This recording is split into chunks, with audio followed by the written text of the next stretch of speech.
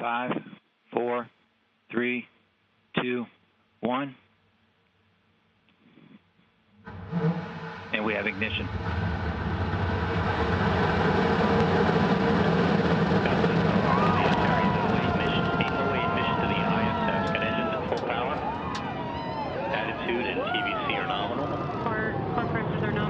Liftoff confirmed. Antares and the SS Gene Cernan now bound for the International Space Station.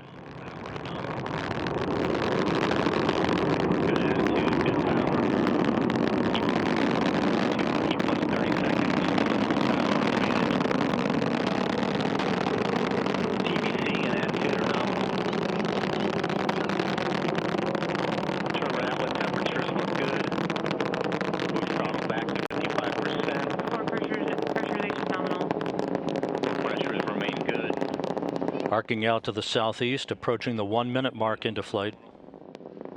We've throttled back up to full power, 100% operation. T plus 1 minute, we're through max Q, attitude remains nominal. All main engine parameters look good at this point. Core pressures are nominal. Core pressures remain nominal. Attitude looks nominal, very modest steering through max Q.